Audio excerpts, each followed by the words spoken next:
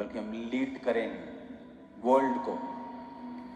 अपने हाथों को उठाओ, एक प्रोफेसी वीडियो को हम देखेंगे, क्योंकि वो आपको दिखाना जरूरी है प्रार्थना से पहले। उसको हम देखेंगे और उसके बाद हम प्रार्थना करेंगे।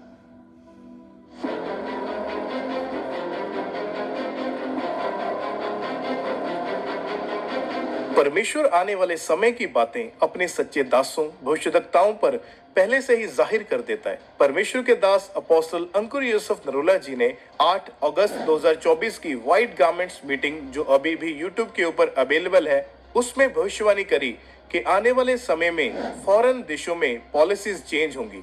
तो आइए पहले देखते हैं उन भविष्यवाणी के शब्दों को। अपने हाथों को उठाओ स्टूडेंट्स, क्योंकि आने वाले समयों में देशों की पॉलिसीज बदल जाएंगे। मुश्किल होगा दूसरों के लिए, लोगों के लिए फॉरेन जाना बहुत मुश्किल होगा। जैसा कि आप जानते हैं कि अमेरिका में प्रेसिडेंट डोनाल्ड ट्रंप ने आते ही बहुत सारे रूल्स को चेंज किया है और विशेषकर इमिग्रेंट्स के लिए हार्ड पॉलिसीज बनाई गई हैं। सचमुच परमेश्वर आने वाले समय के बारे में अपने लोगों को बताता है अपने सच्चे दासों के जरिए, ताकि आप पहले से ही तैयार हो जाएं परमेश्वर के अनुरूप जीवन को व्यतीत करने के लिए, प्रार्थना करने के लिए। अपने दूसरे कार्यकाल के पहले ही दिन ट्रंप ने कई एग्जीक्यूटिव ऑर्डर्स पर हस्ताक्षर कर दिए। सबसे पहले डोनाल्ड ट्रंप ने यूएस मेक्सिको बॉर्डर पर एक नेशनल इमरजेंसी डिक्लेयर कर दिया है, राष्ट्रीय आपातकाल। ट्रंप के अनुसार यह स्टेप लेना बहुत जरूरी था इमिग्रेशन क्राइसिस से निपटने के लिए। तीसरे बड़े डिसीजन में डोनाल्ड ट्रंप ने कहा है कि यूएस गवर्नमेंट अब उन बच्चों का सिटीजनशिप रिकॉग्नाइज ही नहीं करेगी जिनके पेरेंट्स इलीगल इमिग्रेंट्स हो।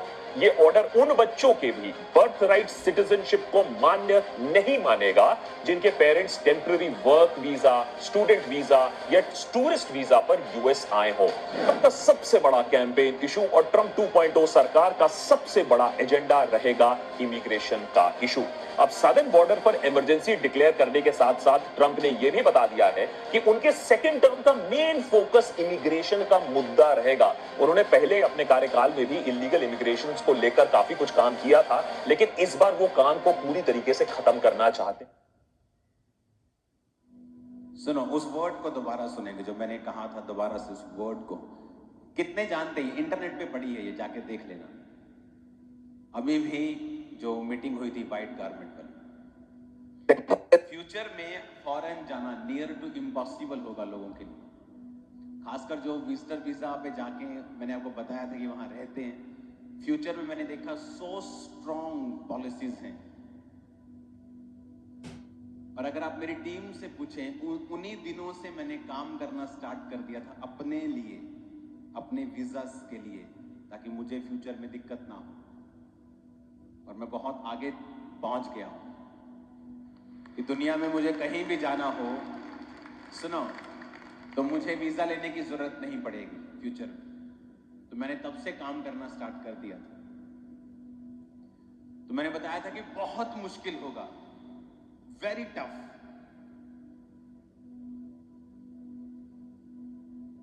अगर आपने थर्सडे मीटिंग फॉलो की तो मैंने आपको बताया था कुछ प्रोफेटिक को 31 नाइट में, कि जो व्यभिचार की बातें आप इंटरनेट पे सुनेंगे, आपने दुनिया में कभी नहीं सुनी होंगी पहले। कहा था कि नहीं?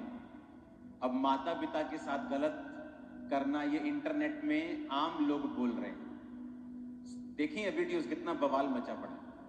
और आपको पहले ही बता दिया गया था कि ऐसी बातें होंगी, आपने पहले कभी नहीं सुनी होगी। क्रिश्चियंस लोगों के लिए गोल्डन नहीं, डायमंड टाइम आ रहा है। मैं आपको बता रहा हूं, गोल्डन टाइम वाला टाइम खत्म हो चुका हमारे लिए। अब जो ऊपर, उससे ऊपर टाइम होता है आपके लिए, वो शुरू हो चुका है। मैं आपको सच कह रहा हूं, आप देखोगे अभी आपको और अधिक समझ आएगा।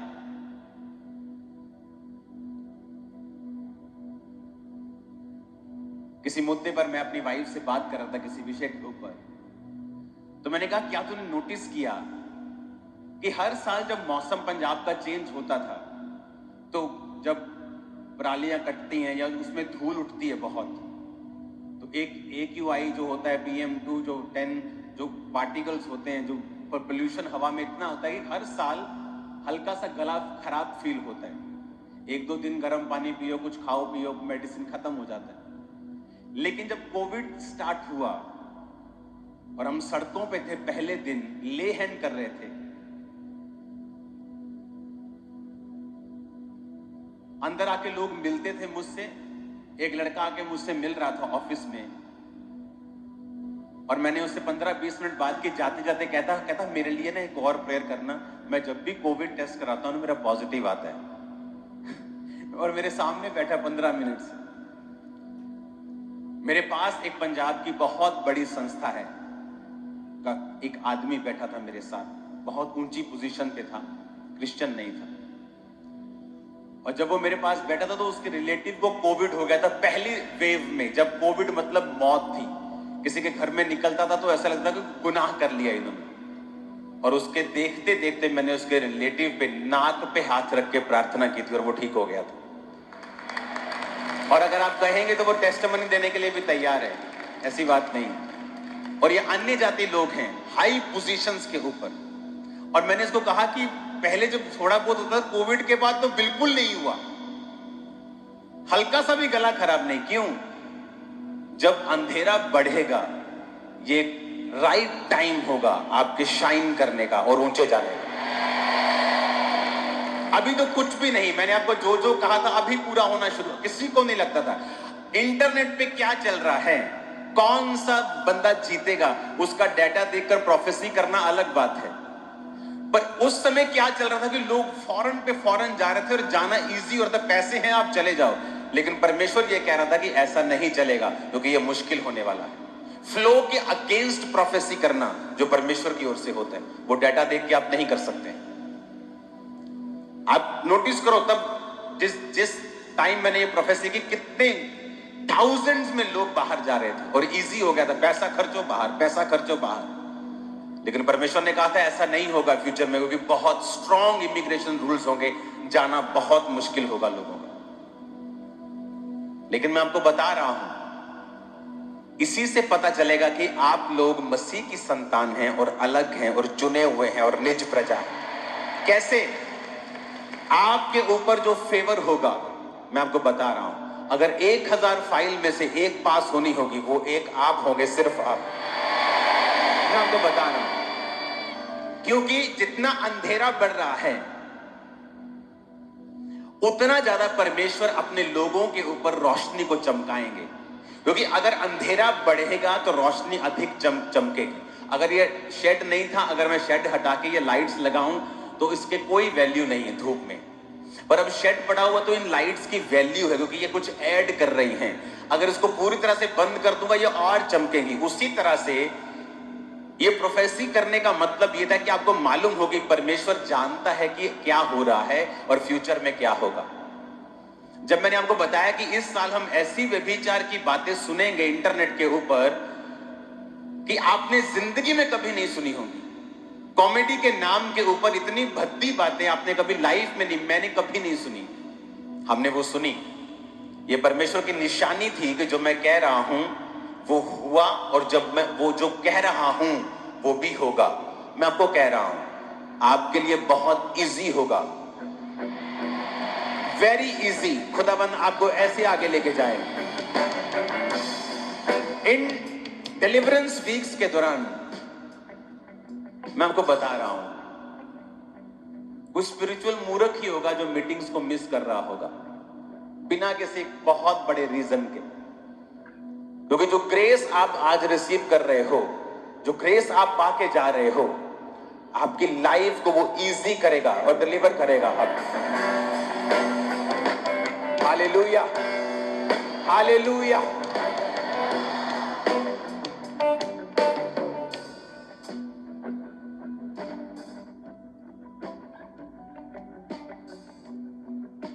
कितने इन बातों को समझ रहे हैं?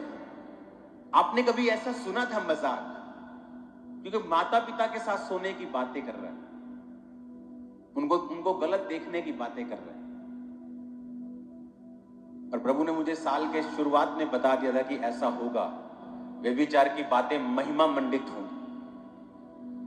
उन लोगों के मैं खिलाफ नहीं हूं जिन्होंने बोला, क्योंकि गलती किसी से भी होती है, जिसको वचन की नॉलेज नहीं उससे हो सकती है।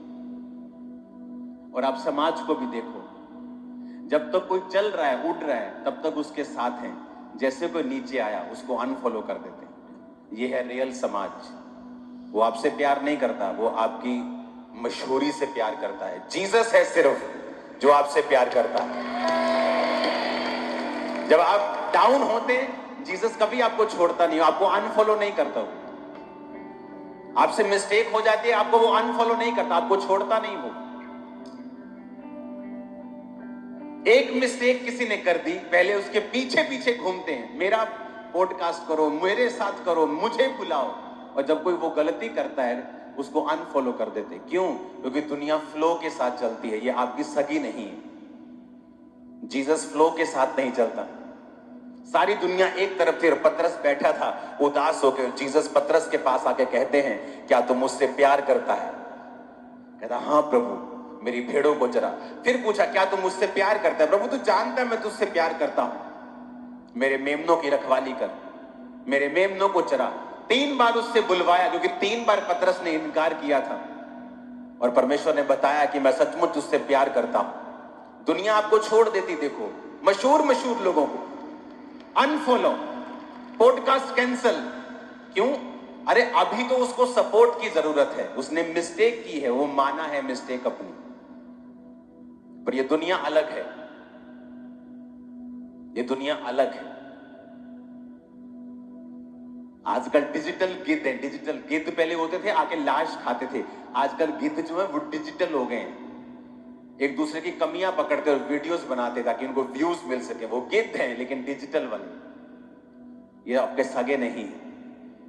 अगर आपकी लाइफ में जीसस है तो आप स्टेब्लिश्ड हैं, ब्लेस्ड हैं। मैं आपको बता रहा हूं, आप देख लो दुनिया कैसी है। एक मिस्टेक हो सब आपको छोड़ देते हैं।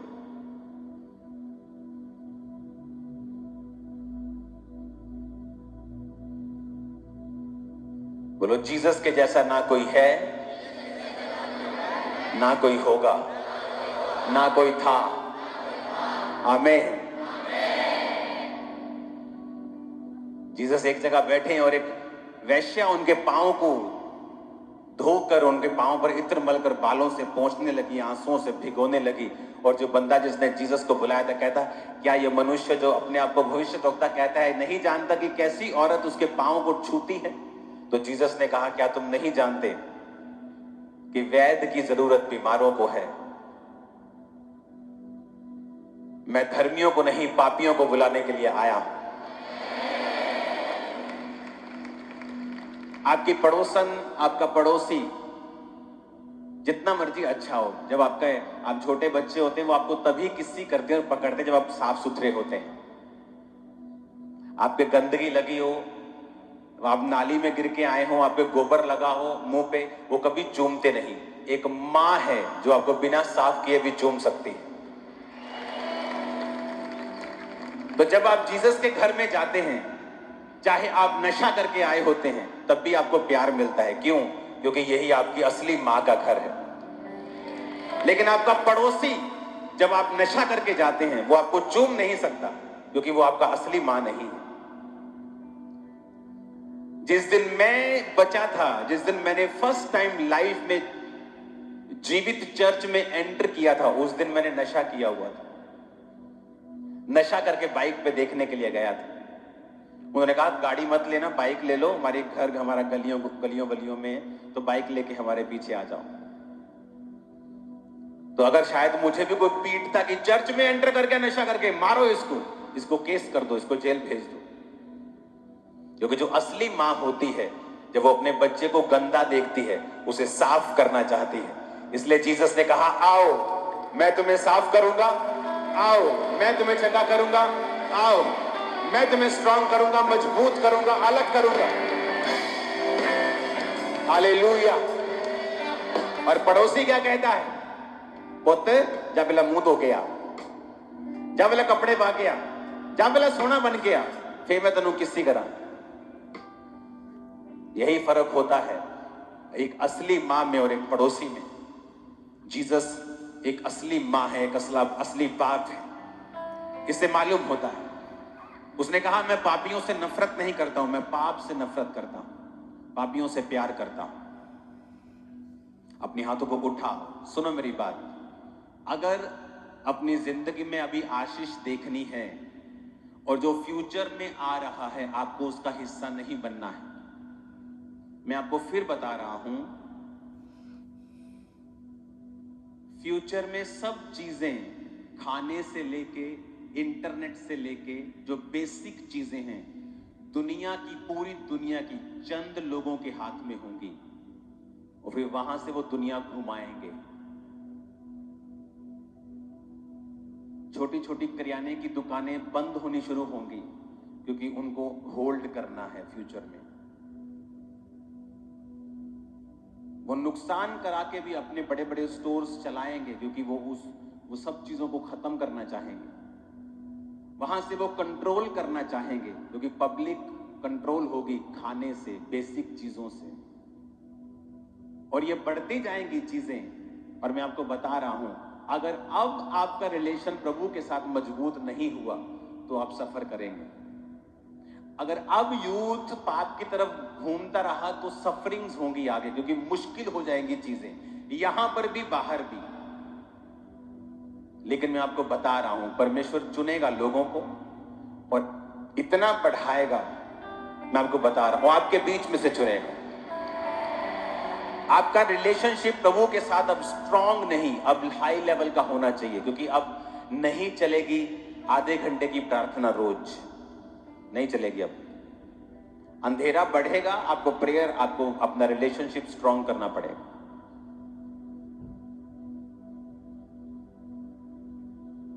प्रभु ने तब बताया था यहां लाइंस होंगी राशन के लिए, जब यहां पर राशन खुला था, भंडार भरे थे।